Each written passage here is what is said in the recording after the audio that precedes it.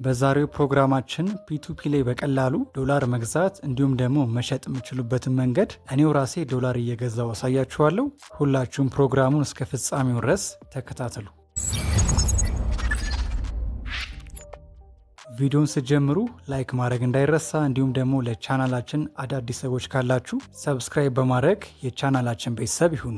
የምንጠቀመው የቢንግኤክስ ፕላትፎርምን ሲሆን በቅድሚያ ወደ ፕሌይ ስቶር በመግባት ቢንግኤክስ ብላችሁ ሰርች በማድረግ ይህንን አፕሊኬሽን ታወርዳላችሁ። ከዚህ ቀደም አካውንት ካልነበራችሁ አከፋፈቱ በጣም ቀላል ነው። እዚህ ጋር ሳይን አፕ ዊዝ ጎግል በማለት ስልካችን ላይ ካሉት የጉግል አካውንቶች በአንዱ ሳይን አፕ እናደርጋለን። ከዛም በመቀጠል በፓስፖርት ወይ ደግሞ በናሽናል አይዲ ቬሪፋይ በማድረግ አካውንታችሁን መክፈት ትችላላችሁ። አሁን እንዴት በቀላሉ ዶላር መግዛት እንዲሁም ደግሞ መሸጥ እንደምንችል ላሳያችሁ። እዚህ ጋር ወደ ጎን እናደርግና እንደምትመለከቱት ሞር የሚል አማራጭ አለ። እሱን ክሊክ እናደርገዋለን። ከዛም ሲቀጥል እዚህ ጋር ፒቱፒ ትሬዲንግ የሚል አማራጭ አለ። እሱን ክሊክ አድርገን ወደ ውስጡ እንገባለን። እዚህ ጋር በቅድሚያ የሚያሳየንን ከረንሲ መቀየር ስላለብን ከላይ ዩኤስዲ የሚለውን እንደምትመለከቱት ክሊክ አድርገን በኢትዮጵያ ብር እንዲያሳየን ኢቲቢ የሚለውን መርጣለን። ፍለፊት ካልመጣላችሁ ከላይ የሰርች ቦታው ላይ ኢቲቢ ብላችሁ ሰርች ብታደረጉ ታገኛላችሁ። ከዛ እንደምትመለከቱት $1 በስንት ብር መግዛት እንደሚቻል እንዲሁም ደግሞ በስንት ብር መሸጥ እንደሚቻል ያሳየናል። እዚህ ጋር በቅድሚያ ፔመንት ሜትድ ማስገባት መቻል አለብን። ስለዚህ ከስር ካሉት 3 አማራጮች አካውንት ወደሚለው እንገባለን። በመቀጠል ፔመንት ሜትድ የሚለውን ክሊክ አድርገን እንደምትመለከቱት ከላይ የፕላስ አይከን አለች። እሷን ክሊክ ታደረጉና እዚህ ጋር ገንዘቡን የምትቀበሉበትን እንዲሁም ደግሞ የምትልኩበትን የፔመንት ሜትድ ታስገባላችሁ።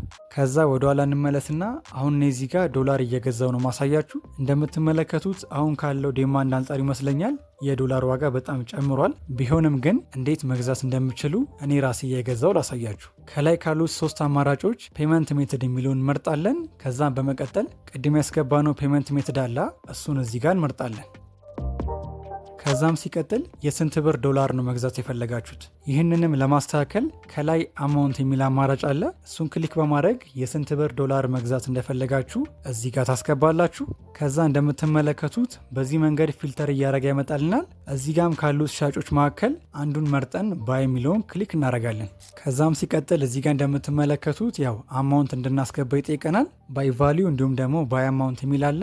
ባይ ቫሊዩ ላይ እናደርግና ለምሳሌ እኔ የ1000 ብር ዶላር መግዛት ስለፈለኩ እዚህ ጋር ኢንተር አማውንት የሚለው ላይ 1000 ብዬ አስገባለሁ። ከዛም ሲቀጥል ፔመንት ሜትዱን እንመርጣለን። ቀደም የመረጥነው ፔመንት ሜትድ አለ፣ እሱን እዚህ ጋር እናስተካክላለን።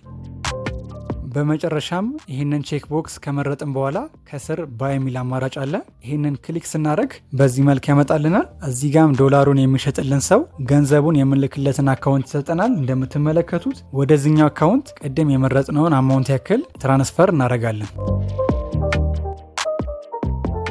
ከዛም ወደዚህ እንመለስና ፔድ የሚለውን ክሊክ እናደርጋለን። በዚህ መልክ ሲያመጣልን ይሄንን ቼክ ቦክስ እንመርጥና ኮንፊርም እንለዋለን። ከዚህ በኋላ እንግዲህ ከኛ የሚጠበቀውን ጨርሰናል። ዶላሩ የሚሸጥልን ሰው ዶላሩን እስኪለቅልን እንጠብቃለን።